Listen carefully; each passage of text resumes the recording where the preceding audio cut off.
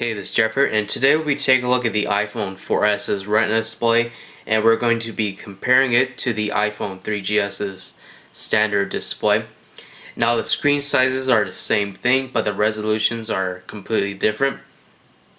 On the iPhone 3GS, we got a resolution of 480 by 320, which gives you 163 pixels per inch, and the iPhone 4 quadruples the pixels.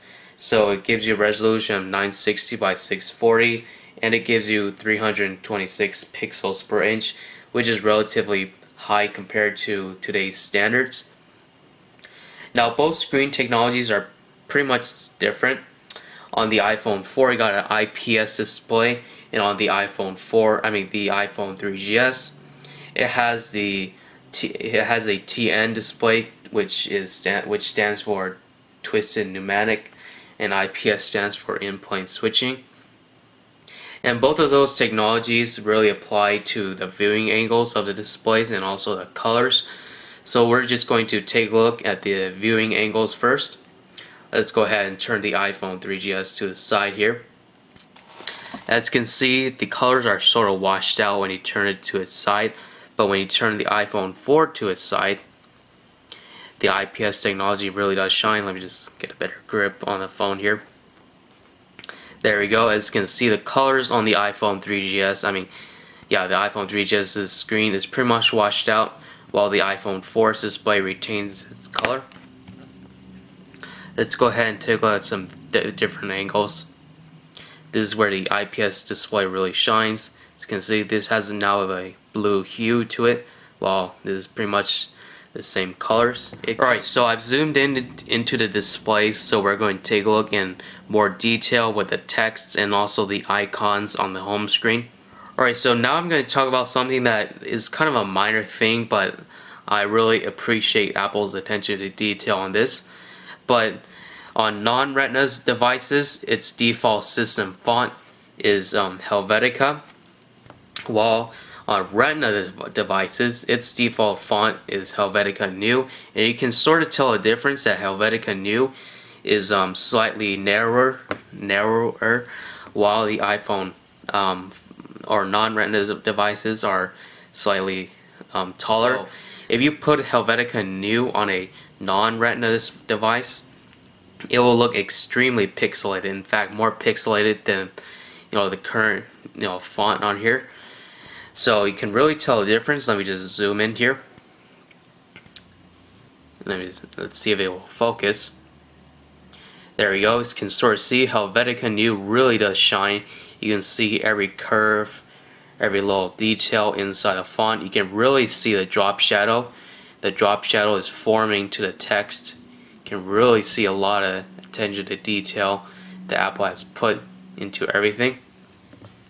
And let's go ahead and compare it to the 3GS's font.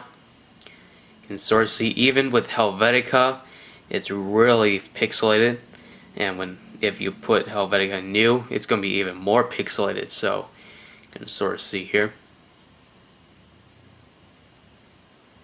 Now let's go ahead and take a look at some icons here. The first thing I want to show you guys is the contacts icon.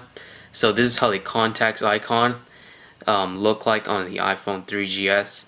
This is the iPhone 4's contact icon, and this is where the Retina display really does shine. You can see a lot of more detail into the icons. You can actually read the little letters that are on the side here. You can really see that. And also you can see the Wi-Fi icon. This is pretty much like the most significant difference I can distinguish. The Wi-Fi icon looks very sharp. You can really see the little individual cuts. And here's the iPhone 3GS's display. You can really see that the Wi-Fi icon is really pixelated. Alright, so here's another minor detail, the notes icon. You can sort of see that the notes icon sort of has a tear detail into it, but you can't really see it too well. And here's the iPhone's or the Retina display's icon. I don't know if you can really see it well on the camera, but you can really see the individual little pieces of paper ripped out. You can see the layers. In fact, you can sort of see lots and lots of detail. Alright, so next up we're going to take a look at some text on web pages. So for our first test website, let's go ahead and go to This Is My Next, which has a lot of text on their home screen. So just let it load on the 3GS here. Alright, so even though it's not done loading on a 3GS, let's just go ahead and take a look at the text. Alright, so the page has finally loaded here, and this is the iPhone 3GS's display, and I did not zoom in into the text at all. This is without any zoom, and you can sort of see it's really pixelated. You can sort of read it, but it's still really hard to read it. Now let's go ahead and take a look at the Retina display. And this is pretty much a massive difference. I can read the text without zooming in, which is a great feature. You can see a huge difference. Now let's go ahead and go to our other website, my favorite website, techcores.com. So let me just line up here.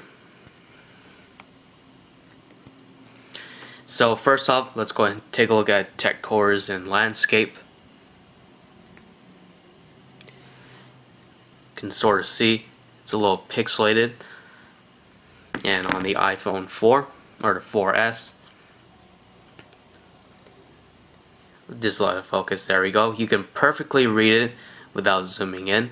So overall, I gotta say that the Retina display is far superior than the iPhone 3GS's display. Once again, you can see a massive difference. It's all pixelated on here, and on here is all nice and smooth. Now if you really want to experience the Retina display, you have to see in person.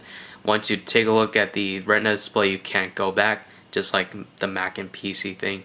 Alright, so thanks for watching this video here. There'll be a lot more videos coming for the iPhone 4S, and probably a review on the iPhone 4 bumper very soon. So stay tuned, and thanks for watching this video.